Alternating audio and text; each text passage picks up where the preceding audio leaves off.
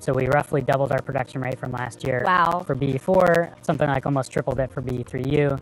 And then going into next year, we're looking to continue to increase that production rate. We have a Blue Moon Mark 1 mission coming up here soon. What are you excited about in terms of what's left to go on the BE7 engine test campaign? What else excites you about that engine and the next steps for that program? We're continuing to do additional testing on that engine, to continue to do risk reduction testing for the mission coming up here early next year.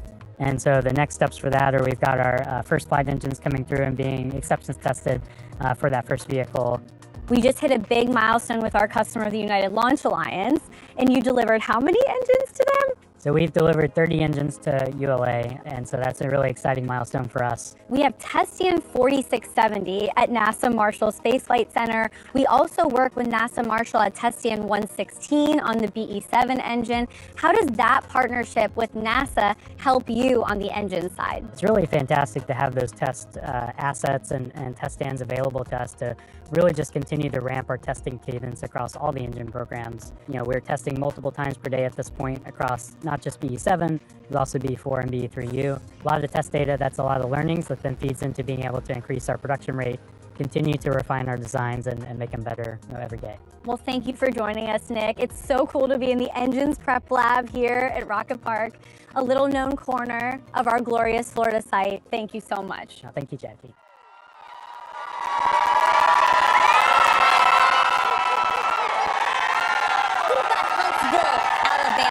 We've got Kent, Washington. We've got Van Horn, Texas, and of course, we have Rocket Park, Florida. We are also ready to see NG2 take to the skies. This moment is palpable, isn't it? Oh, absolutely. There's our headquarters, Kent, Washington. They've got the beach balls. It's kind of like they're down here with us in Florida. They are just absolutely jacked for this moment. As we said, we want to take these two payloads to space so that they go on their way to Mars. But we want to see today, we've been working on this a long time, the first stage of that rocket come down to land for the first time ever. That's what we're here for. And we're also so excited to see Escapade launch and learn so much more about Mars. But right now, let's actually take a moment to talk about New Glenn's flight profile. So take a look on your screen and follow along with us. First, we have 7 BE4 engines that will lift New Glenn off the pad with 3.8 million pounds of thrust. So then New Glenn will eventually go supersonic and right at about 40,000 feet or 12 kilometers up. New Glenn is going to reach what's called max Q, or maximum dynamic pressure. This is when the stress on the vehicle is at its highest. So if we punch through that, we're feeling pretty good about this launch. At about 3 minutes into flight, the engines are going to turn off, marking the end of the boost phase, and the reusable first stage is going to begin its journey back to Earth. Right, the booster will reorient itself using the reaction control system.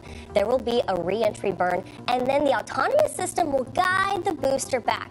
And finally, there is going to be a landing burn. Landing the booster on the Jacqueline that right now is out at sea about 375 miles offshore.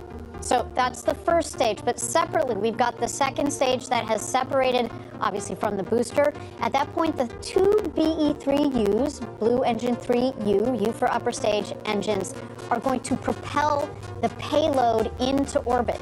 At about 400,000 feet or 120 kilometers up, the fairings, that's kind of like the shroud on the top of the rocket that's protecting the payloads, they're going to jettison off. They're going to fall off.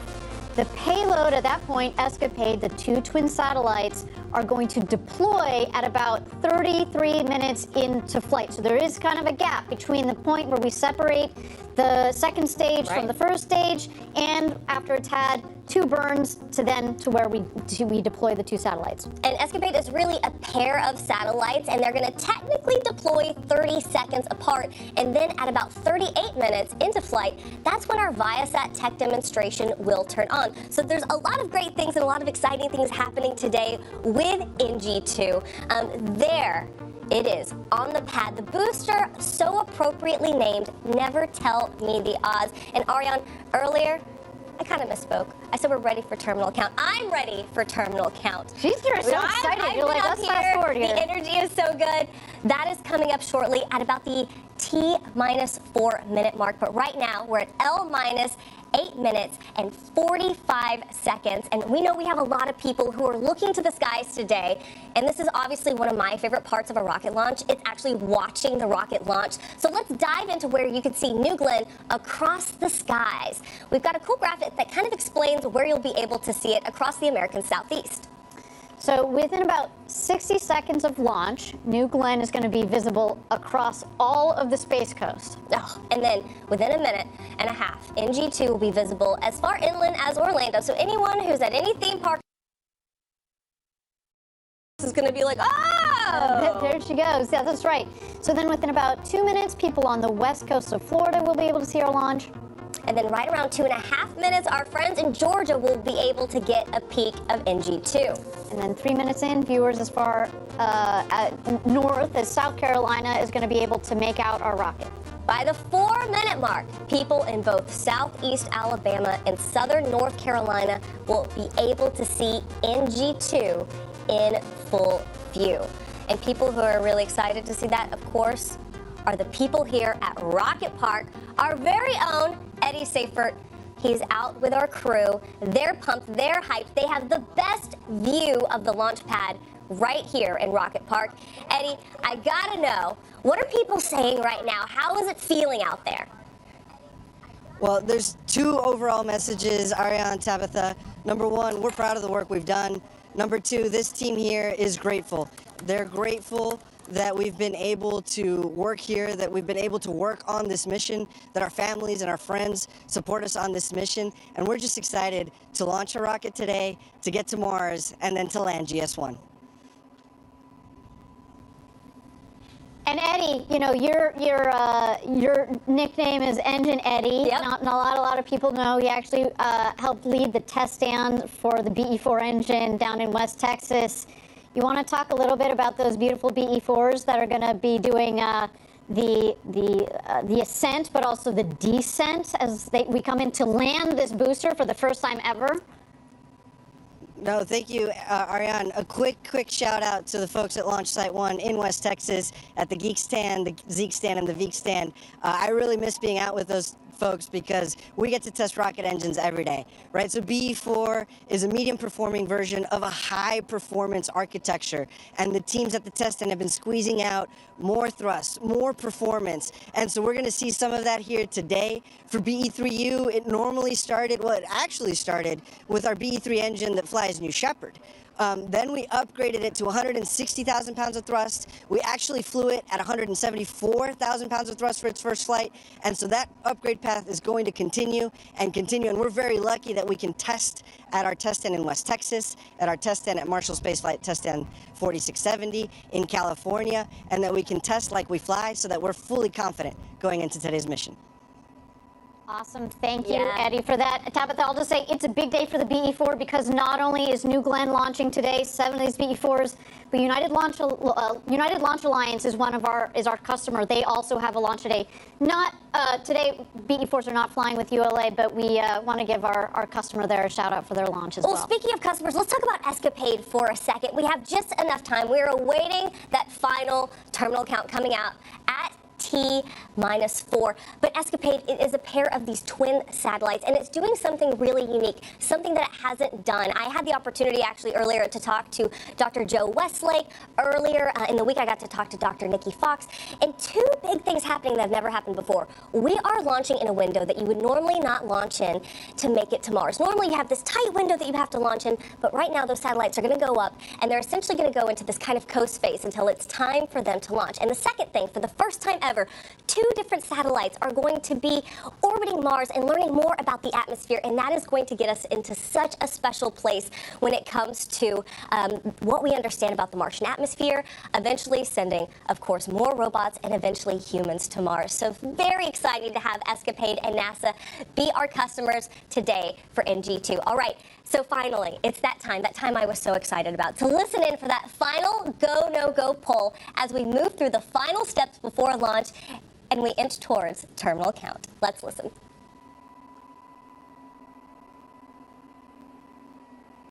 T-minus 359. TCS active. FSA safety timer started. AFSS safety timer started.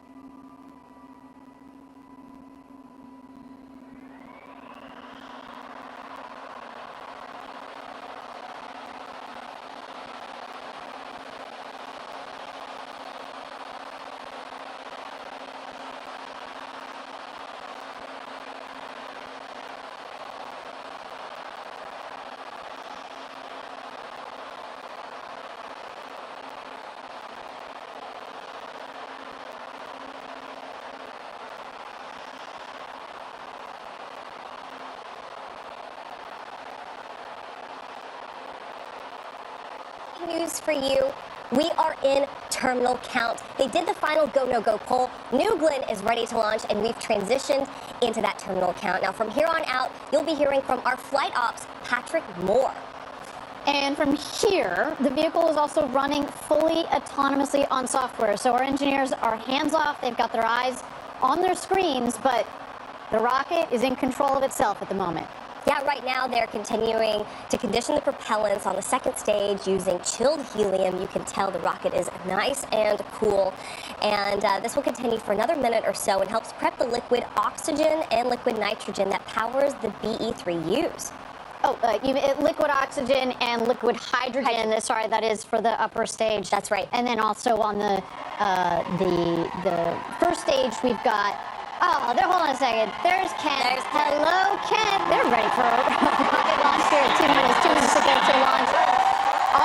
One interesting thing to watch here, a couple of things. One is that the 7 engines start in a staggered start.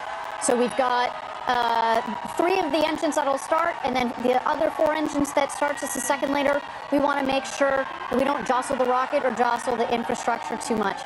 The other thing, the thing that you will visibly be able to see that we are go is when we start that big water. You see the big water tower on your left? That's right. We are going to flood the base of the launch pad with the water. It helps dampen the vibrations and the heat because, again, we want to make sure that we protect the launch pad, but also the rocket itself here. And a huge shout out, of course, to Van Horn, to Kent, to Huntsville, Alabama, and our friends here at Rocket Park. We are now, I have gotten the notification, we are on internal power. This is so exciting, Ariane. This is the moment. So that means we've transitioned from ground power to the vehicle's own internal power. We're getting really close here.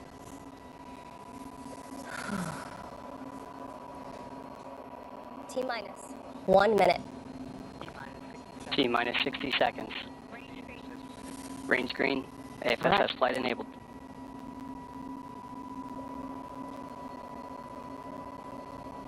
Hydraulics are started up on the forward and aft. You might start to see the engines gimbal a bit here. They're going to move back and forth. Make sure they are nice and clear. And we're going to wait here for the big water. Let's turn it back over to mission control. Let's light this candle. Go, New Glenn. T-minus 30 Then we seconds. tell me the odds. Can't wait to see this booster back on Earth. GS1 hydraulics internal. GS1 at flight level. GS2 at flight level. Hold.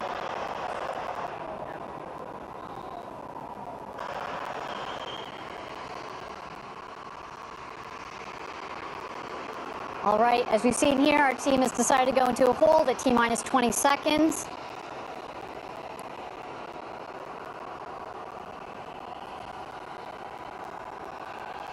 Let's wait to learn just a little bit more here.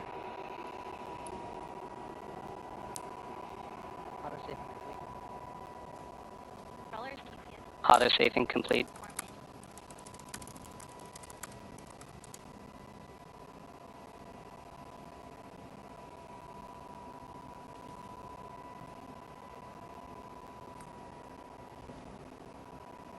Thank you again, everybody. If you're just joining us, we are awaiting here NG2, the second mission of New Glenn. We're at T-minus 20 seconds. Our team has decided to enter a hold here. We've said it on other webcasts before. We spend years designing this rocket, months building it, months designing the missions. If we need a couple of minutes to make sure that the rocket is ready, that our team is ready, that everything on the range is ready, That's right. then we will take that time. At this moment in time, I do have a statement that says that terminal count abort, the team is currently investigating. Right now, you've got to look inside of GS2. You can see our twin satellites. I believe that's Escapade, correct? That is Escapade. They're ready for its launch to space, to Mars.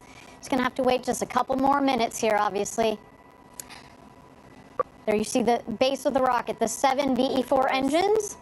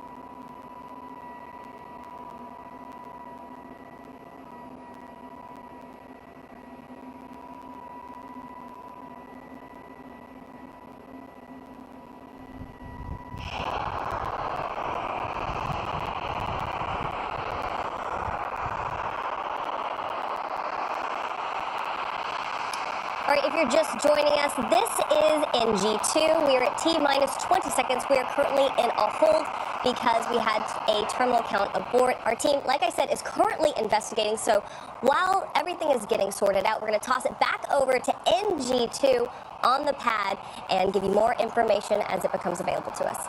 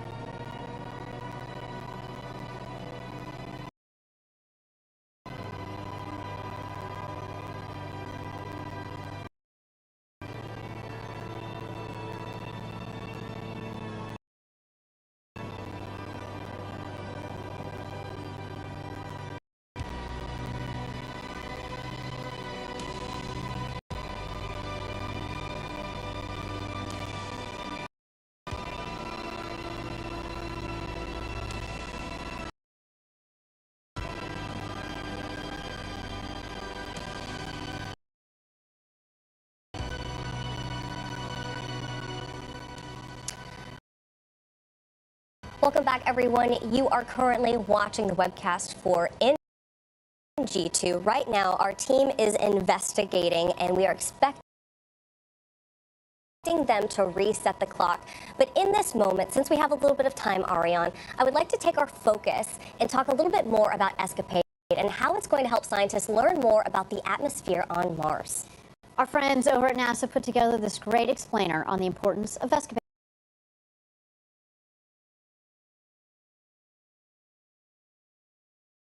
Let's take a look.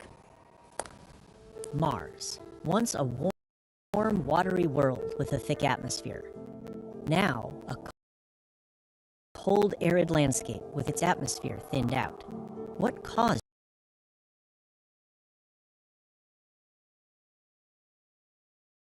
this transformation?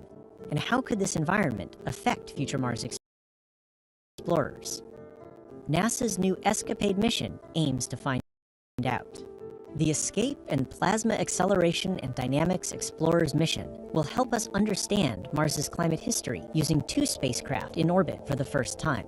ESCAPADE gives us what you might call a stereo perspective, 2 different vantage points simultaneously. This will allow us to really make measurements we've never made before. The mission is studying the planet's real-time response to the solar wind, a relentless flow of particles from the sun that have stripped away the Martian atmosphere.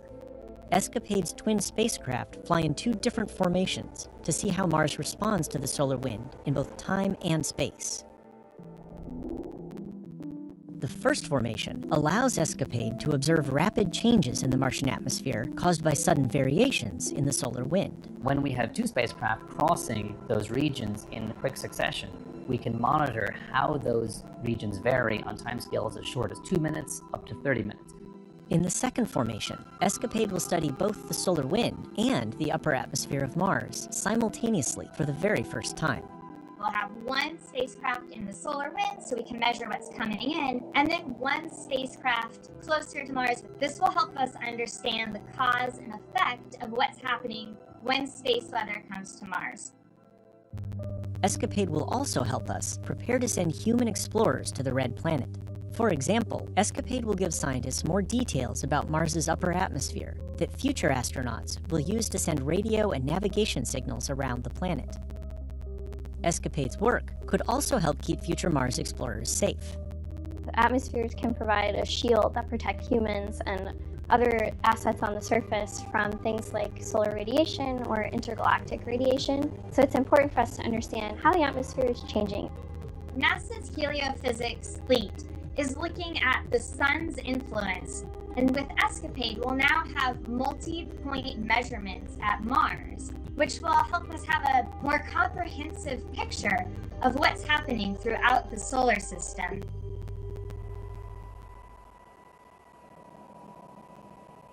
Just fascinating what ESCAPADE, what these 2 satellites are going to figure out. And ironically, wouldn't it have been so cool to have these 2 satellites up there right now? Earlier this week, obviously, we had a couple of solar, some solar flares. That's right. That came off of the sun, what we call coronal mass ejections, and it has just, we had to play it extra safe for our customers because it can, essentially, if you don't do it right, it can fry the electronics on the satellites, right? So if we had launched, and we were prepared to launch, if we had launched but then put the satellites up there and then it can't deploy solar arrays, the computers don't turn on, you can't just go up there and pick up the satellite and repair them. Like, that's why this is those 2 beautiful satellites called Blue and Gold, after the UC Berkeley colors. So that is why we decided to take a little bit of time. But as I said, can you imagine what these 2 satellites would have been able to observe if they were already in, the Martian orbit? But for the future, they're going to be up there and doing, taking plenty of data in to be able to do analyses, of course, for our friends at NASA and all of us that are helping build future missions to go to Mars, both for robotics, satellites, but also, fingers crossed, one day for humans. That's right, Ariane. So if you're just joining us right now, you are looking at New Glenn NG2 out there on the pad. Let's take a moment, toss it back over to the rocket while our team is investigating an issue.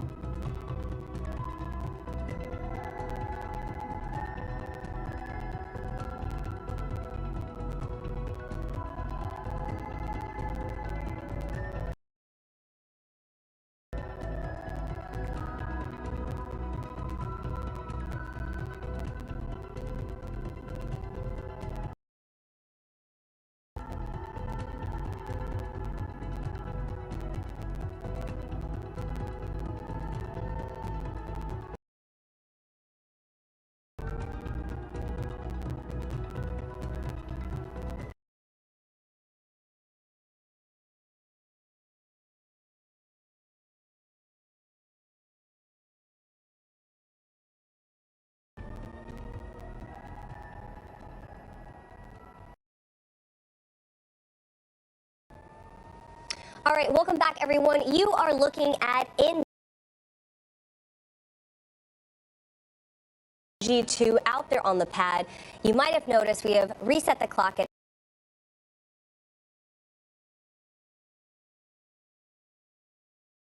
L minus 27 minutes and about 15 seconds to go. We are recycling and resetting the clock with a new T0 of 3:45 p.m. Eastern Time. Now, while we have a little bit of time and you see New Glenn out on the pad in all of the New Glenn glory that rocket is, we have to talk about what is sitting in GS2, and that is Escapade. Now, I actually had the opportunity and the honor to catch up with Dr. Joe Westlake to talk about solar weather effects and how that can affect satellites and what we can expect from the deployment of Escapade. Dr. Joe Westlake, heliophysicist at NASA. We are so honored to have you here with us in the studio. First off, let's talk about heliophysics. Yeah, so really excited to be here, really excited to see the Escapade launch go up, really jazzed. And heliophysics, right? So heliophysics is an interesting word. It's fascinating because, you know, one, it doesn't exist in the dictionary yet, which is really an interesting thing. We hit our slang era in heliophysics. Merriam-Webster actually just picked it up. But heliophysics is like the science of the sun and everything that it touches. So when we think about Escapade, folks would say, well, like, what does heliophysics have to do with some Mars mission? Why do we care about what the sun does to Mars? Well, you know, Escapade is a space weather mission. We're going out to ensure and protect the space weather effects on Mars, on our astronauts, on our spacecraft that are there at Mars. And as we saw over the last couple of days, space weather is kind of a big deal, It right? certainly is. Can you kind of talk about how space weather affected our launch? Yeah, so hopefully folks over the last couple of days got to see some really pretty, like, light. The Aurora Borealis, as they call it. Just incredible, right? Stunning. You know, we saw across the U.S., even down here at the Florida at the Space Coast. Space Coast, right? yeah. We saw a red aurora sat over top of our rocket. And that's really cool. Like, that's a pretty light show. But what that really means is that the magnetosphere is kind of angry, right? It's got a lot of energetic particles that have come in from the sun, right? A coronal mass ejection came in, multiple coronal mass ejections came in from the sun, and they pushed into our magnetosphere, creating, you know, space radiation that can cause issues for our spacecraft, which, of course, you know, in the early days of any mission, they're a little bit fragile, right? It's sort of early days. We want to get the solar arrays deployed. We want to get the mission up and ready to go and safely out to Mars. And those early activities are really critical for us. Certainly. So for people who don't know, tell me a little bit more about the heliophysics tied in to Escapade. Yeah, so, you know, when we go out to Mars, right, we're looking at how space weather, how the solar wind, how these coronal mass ejections and flares impact the Martian atmosphere, how they impact Mars as a system, how they impact and change how, you know, atmospheric escape happens at Mars. Because Mars doesn't have the same atmosphere that we do here on Earth, right? Absolutely, absolutely. And that's always been a big question, right? When I look at the difference between our beautiful planet here on Earth and the water and the oceans and other things, why is Mars so different, right? There's a great question that relates to how Mars's atmosphere has escaped over the years, over the decades, over the millennia. And Escapade's actually going to deliver to us a better understanding of whether the atmospheric escape changes in time or changes in space, right? And so getting that feeling and getting that understanding will let us figure out how Mars has changed over its history and be able to conserve and understand how that applies to us here at Earth. And for the first time, we have a lot of firsts, actually. So we have 2 satellites that are deploying that are going to give us information. And on top of that, this is the first time we are deploying not during the critical Mars window. We're actually going to go into kind of this, like, lollygagging phase just for a little bit until we hit that window. Can you kind of explain that? So isn't that amazing? Like, usually when you think about the planets aligning, right? I mean, the greatest planet alignment was when we sent the Voyagers out in the 70s, right? All the planets have aligned. We've gone and done the grand voyage, right? But as you go to Mars, every 2 years a window opens up where you can make the most efficient trip to Mars. And all that means is that Earth and Mars are in the right spot of the trajectory or the right spot of their travel every year. to where you can actually get from one to the other. So once every 2 years, we line up and we make this, it's like, how many Mars missions can we get off the ground in that one window? In that little window, yeah. But one of the great things, one of the innovations that we're doing here with Escapade today is we're actually going to send it outside of that window. We're going to send it outside of that window because we can put it into a very benign, safe parking orbit and let it sort of hang out, loiter, hang out near us here at Earth. So we can make some measurements about the space weather here around Earth, and we can prep for those spacecraft to then, with their own propulsion, get themselves out to Mars when that window opens. We always talk about how, spacecraft are, frankly, the safest out in space, right? There aren't earthquakes or hurricanes or other things to worry about when they're out in space. And plus, we always love to have amazing data that come down from our spacecraft, almost no matter where they are. Certainly. And what's interesting is we're sitting here in 2025, but this mission is really going to take, it's 5 years when you also count all the way to when we're going to get the data that starts to come back, right? So 2025, around 2027 is when Escapade will actually be at Mars, and then it starts kind of being reoriented. Is that my understanding? Yeah, we have a couple of different orbit scenarios with Escapade because we have different questions, right? So one of the questions is, I want to be able to follow, have a leading following orientation of the two spacecraft, and I want to see how things are changing in time by doing that. But then we're also going to spread them out in longitude, so like east-west. And we're going to try and fly them somewhat side by side. But then we're going to ask questions that are like, okay, what's the inside the Martian atmosphere versus the outside? And there's a lot of dynamics and other things that we can do with these, really two very capable spacecraft that we're sending out to Mars. And another cool thing about your job is you get to work with Dr. Nikki Fox. I was able to grab her into our webcast the other day. Yes. But today's a special day for her, right? Yeah, it's a really special day. So, when we talk about having rockets and lighting candles and other things, this is her birthday. So we get to light a candle today. I think it's going to be really amazing to be able to, Quite the birthday candle. Obviously, we're not going to blow it out until we get Escapade up and moving, but quite the candle, and it's amazing. Well, Glenn, let's send it off to Dr. Nikki Fox. Happy birthday, Dr. Fox, and go NG2. Yeah, excellent. Go New Glenn, go Escapade, and we're just so jazzed to be here. And we're so grateful to have you as a customer. Thank you so much. Thank you so much.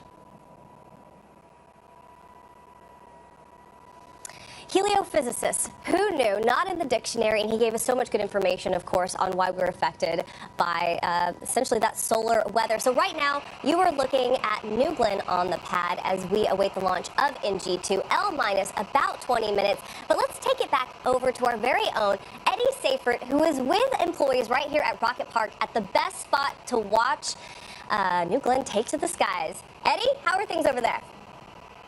Hey, Tabitha. Hey, Ariane. We are on top of the world. That's certainly what it feels like on this momentous occasion.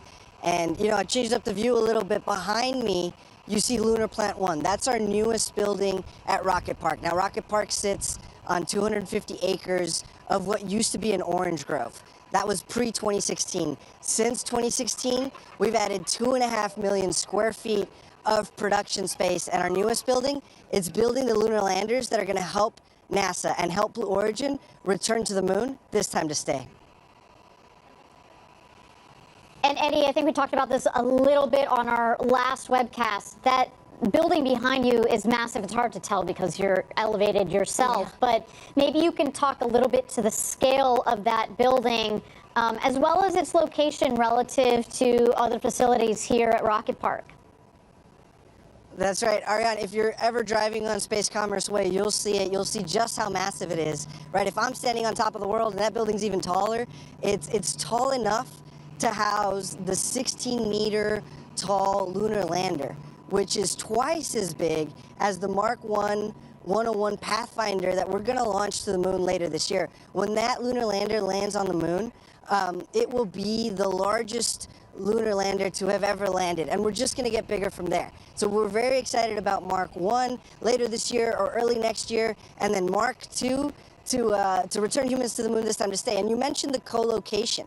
So the fact that we can be co-located with New Glenn means that we can encapsulate that very large lander in the very large New Glenn fairing here on site, and then we can drive it out to our integration facility to essentially place it on top of the New Glenn vehicle, much like we have Escapade today.